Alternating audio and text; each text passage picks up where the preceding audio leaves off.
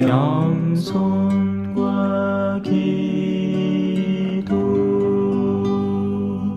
찬미 예수님. 그때 예수님의 어머니와 형제들이 왔다.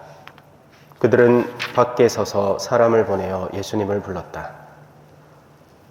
그분 둘레에는 군중이 앉아 있었는데 사람들이 예수님께 보십시오, 스승님의 어머님과 형제들과 누이들이 밖에서 스승님을 찾고 계십니다 하고 말하였다. 그러자 예수님께서 그들에게 누가 내 어머니고 내 형제들이냐 하고 반문하셨다. 그리고 당신 주위에 앉은 사람들을 둘러보시며 이르셨다. 이들이 내 어머니고 내 형제들이다. 하느님의 뜻을 실행하는 사람이 바로 내 형제요, 누이요, 어머니다. 주님의 말씀입니다.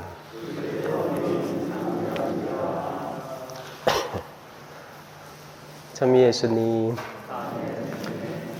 하루하루 나아가고 있습니다. 근데 아직 시간이 좀 걸리는 것 같아요.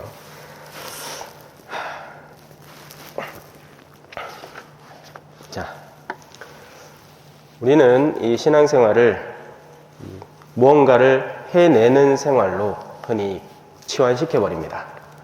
그러니까 주일 미사를 왔냐 안 왔느냐, 금육을 지켰느냐 안 지켰느냐 하는 법적 규정들을 메꾸느냐 아니냐로 생각합니다. 그러면 신앙생활은 굉장히 객관적이 됩니다.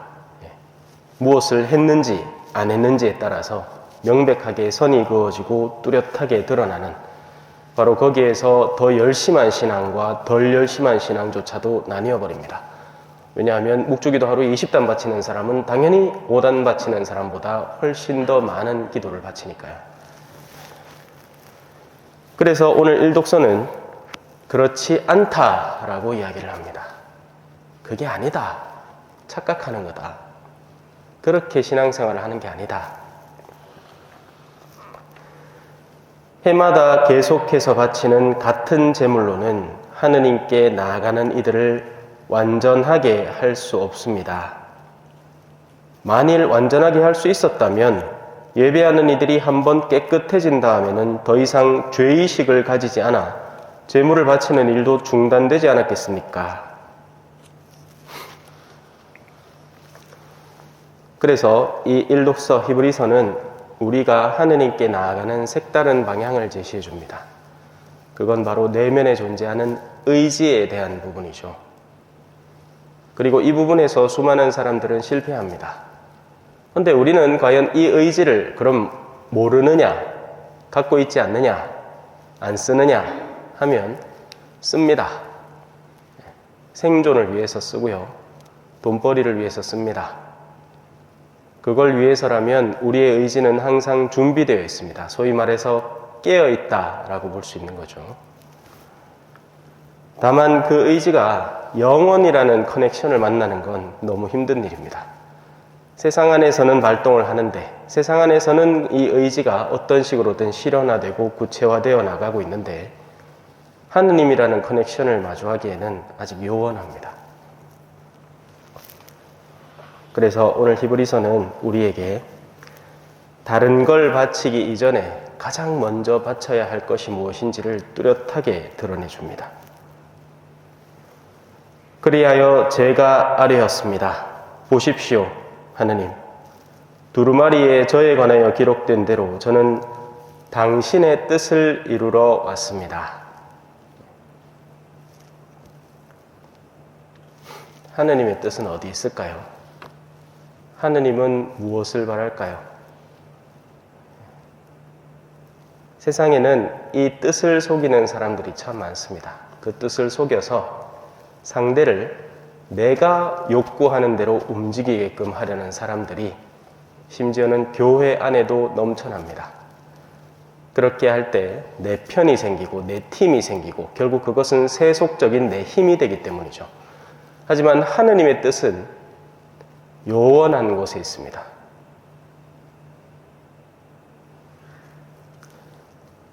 그러면 하느님의 뜻은 알 수 없는 것인가? 하느님의 뜻은 너무 자연스러운 곳에 있습니다.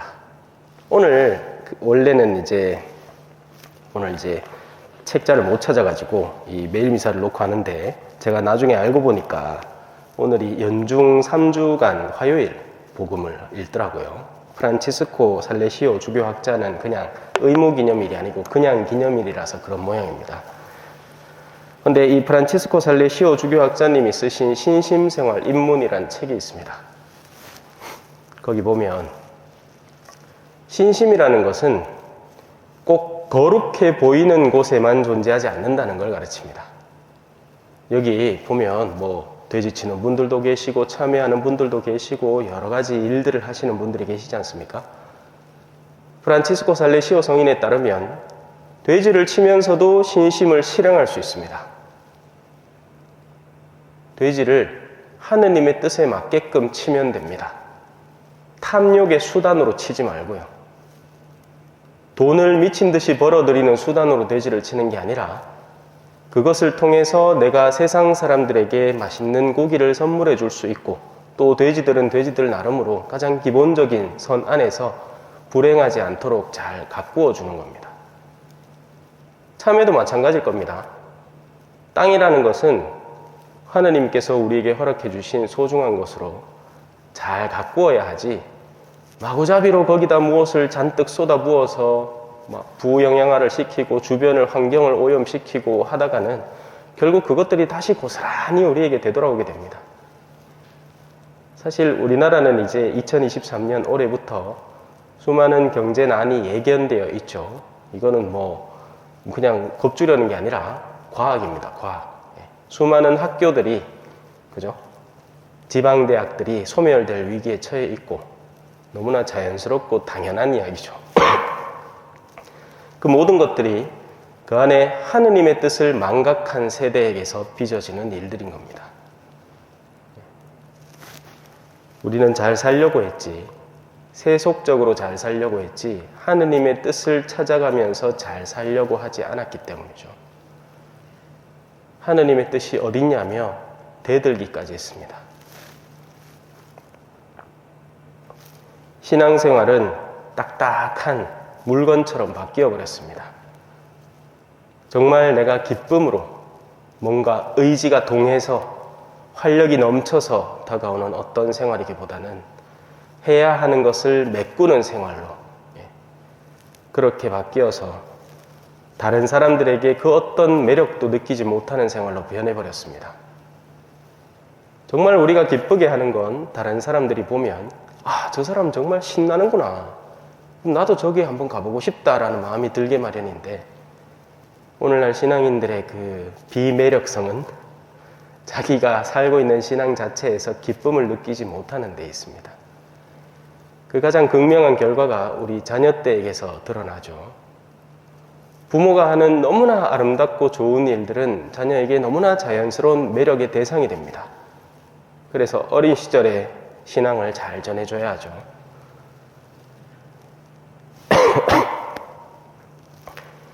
하지만 우리의 신앙은 어땠을까요?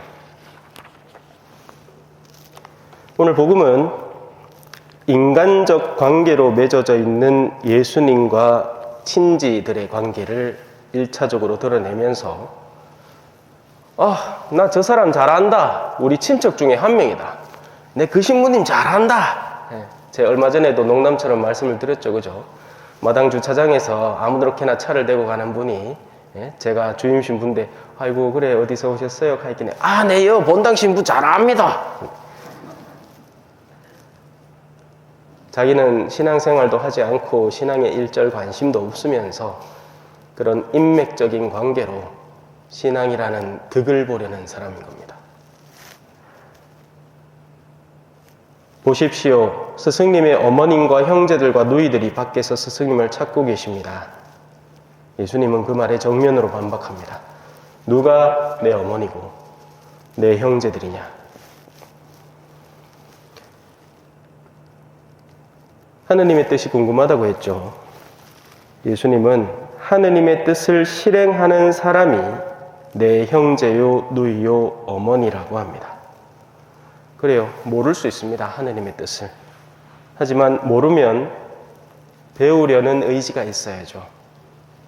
배우려는 사람에게는 하느님의 뜻은 더할 나위 없이 잘 스며듭니다. 메말라 있는 스펀지에는 물이 너무나 손쉽게 스며들기 때문이죠. 하지만 정말 우리는 하느님의 뜻을 배우려고 할까요? 아니면 신앙 안에서 어떤 이득을 추구하려고 할까요? 이 점을 제대로 생각하지 않으면 오늘 일독서와 복음은 앞으로도 영원히 메비우스의 띠처럼 계속 우리에게 반복되어서 들려올 겁니다. 제자리 걸음하지 않는 신앙인이길 바랍니다. 여러분의 의지를 한껏 동해서 하느님의 뜻을 찾고 그 뜻으로 나아갈 수 있게 되기를 바라겠습니다. 아멘. 찬미 예수님, 겸손과 기도.